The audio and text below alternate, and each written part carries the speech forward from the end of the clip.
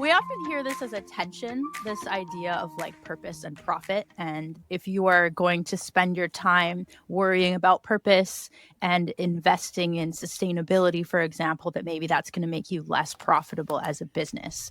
What's your take on that? My take is a firm disagreement with that, and that won't come as a surprise. One of the things that we found, and I can actually talk about it with real good specific example. If you go back to when Intrepid was 2011 to 2015, we did a joint venture with TUI PLC, and we created something called the Peak Adventure Travel Group, and it was pulling together a series of adventure travel brands. Now, TUI was a FTSE 100 business, and it was very much focused on profit being the kind of key deliverable that was the focus. And during that period of time, Intrepid didn't grow very well, and in fact, we weren't necessarily that profitable. We lost our way a little bit. It was weird, the focus on profits made us less profitable and less purposeful. And when we took the business back under the private ownership of our founders, Darryl Wade and Jeff Manchester, in 2015, we set out with a very clearly articulated kind of rebirth strategy for Intrepid that was about two things: growing the market for sustainable experience-rich travel, and secondly, trying to operate a business that balanced having a strong purpose and profit. And purpose had always been at the core of Intrepid, but as we'd been in that FTSE environment, lost our way on it. And that's what led us to become a certified B Corp in 2018. We made that commitment in 2015. It's one of the first things that we did coming out of TUI. And to be honest, the more we started to do strong purpose activities again in 2015, and we took steps like being the first tour operator to ban elephant rides, becoming that certified B Corp. I think we were one of the larger travel companies at the time to make that move. It was seen as fairly revolutionary. The more, and then articulated and told that story well, the more that led to us becoming a commercially successful business. And so we've certainly found that by investing in our business and by investing in purpose and our local model, it's helped strengthen our business success. And for the past 3 years coming out of the pandemic, we've had the 4 years coming out of TUI, we had 4 record financial years, and the 3 years then coming out of the pandemic, we've then had 3 record financial years, beating those 4 years before the pandemic. So I think Intrepid is proof that record financial and impact results can go together. And it's old-fashioned nature in business that to be profitable, you have to somehow be doing bad by the world.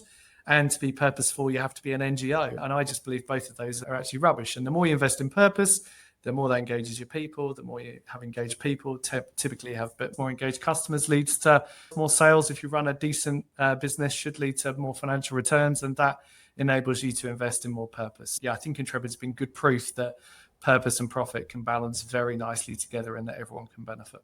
That's a very good example of building into purpose, into the core structure of the business. When you approach a business purely from a profit-driven standpoint and where shareholder primacy is key metric for success for the business, clearly that's a very different approach than the one that you're taking, it being a purpose-driven organization. One of the things that we see, and this is something that came out of Focusrite research, is the sustainability gap, right? Like that difference between what people are actually saying that they're willing to spend their money on and then what they actually spend their money on. And one of the big arguments has always been, from our standpoint, Janelle and I have talked about this in the past, is that if you build sustainability into the core product, then there isn't really a sustainability gap because the product, by virtue of being offered, is already sustainable. And it seems to me that's very much the case with Intrepid, is that you don't offer a sustainable and a non-sustainable product and at different prices and say, hey, you can get the less sustainable one for cheaper because we've decided to use cheaper vehicles that produce more emissions or whatever the case may be. It's just one product and sustainability is baked in. And so would you say that is really an approach that the travel industry in general should be taking, is bake it in? Yeah, totally. I mean, I don't know a customer who phones Intrepid up, or in fact rolls into a travel agent or goes online or does anything that says, I want sustainability as my number one criteria. First and foremost, the customer wants to have a great holiday, a great travel experience. But I think more and more the expectation is that travelers also expect to have stronger sustainability or purpose-led credentials as a result of their trip. So I use the analogy of it's like a supermarket. In a supermarket at the moment, you have a health food aisle. And if you go into supermarkets today, those health food aisles seem to be expanding a bit more and more. If you go back 10 years ago, you might have had a couple of health products. Go back 15 years ago, you had no health products in the supermarket. Well, it's a little bit like that with travel.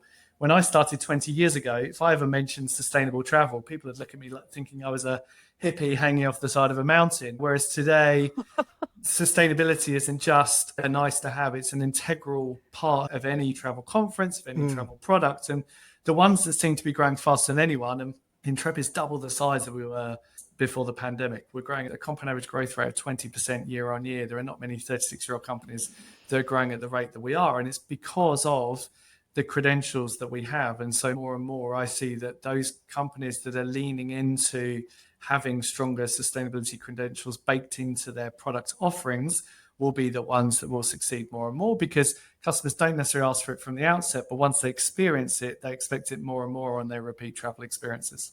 Yeah, it's interesting that you use the health food aisle example, because if you have a health food aisle, then the assumption is everything else in the store is not healthy. Right. That's right. Yeah. And that's it. So is sustainability, is that even the right word anymore? Or does sustainability need a rebrand itself?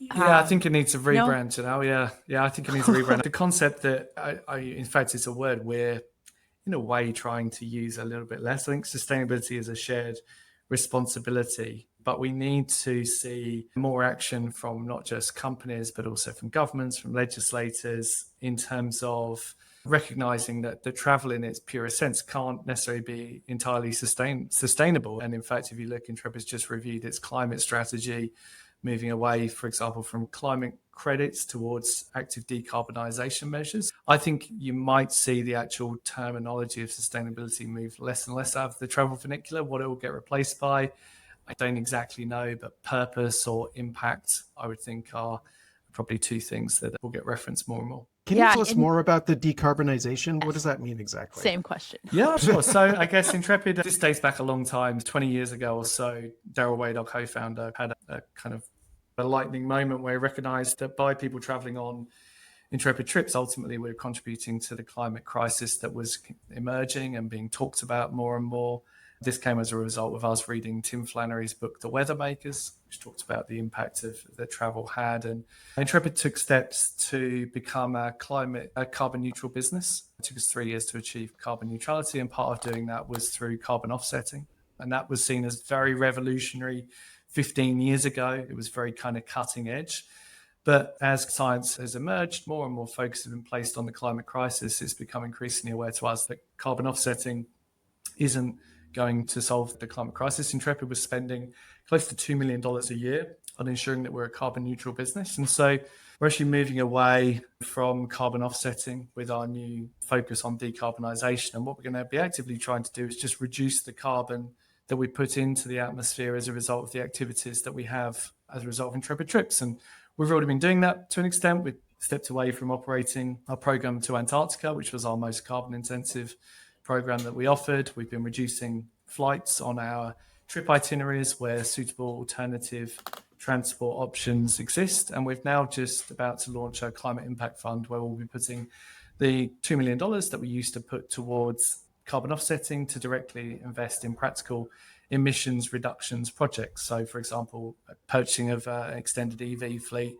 Most of our emissions come through our supply chain, so the training of our supply chain about steps they can take to decarbonising. So yeah, it's quite a significant pivot that Intrepid is engaging in, but something that we feel pretty strongly about.